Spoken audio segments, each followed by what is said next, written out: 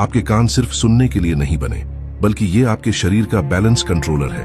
अगर आपके कान 1 सेकंड के लिए भी फेल हो जाए तो आप खड़े खड़े गिर सकते हैं और आपको समझ भी नहीं आएगा कि हुआ क्या।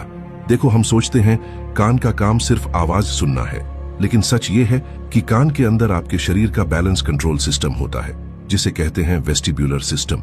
ये सिस्टम डिसाइड करता है कि आप सीधे खड़े रहो या गिरो, आप घूम रहे हो या स्थिर हो, और आपकी आंखें जो देख रही हैं वो सच है या भ्रम। कान के अंदर 3 कर्व्ड टनल्स होते हैं, जिन्हें कहते हैं सेमी सर्कुलर कैनाल्स।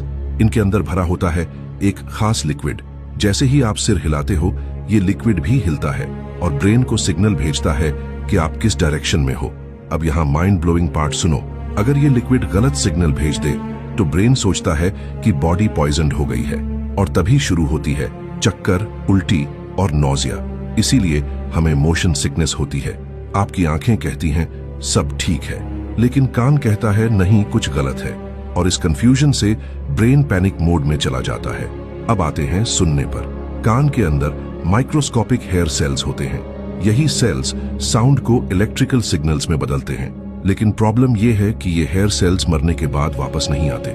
जोर की आवाज, हेडफोन्स और लाउड म्यूजिक धीरे धीरे इन सेल्स को खत्म कर देते हैं, और आपको पता भी नहीं चलता जब तक डैमेज परमानेंट ना हो जाए। और सबसे डरावनी बात, अगर इनर ईयर पूरी तरह फेल हो जाए तो इंसान चल नहीं सकता, खड़ा नहीं रह सकता, और कई बार बेहोश भी हो सकता है।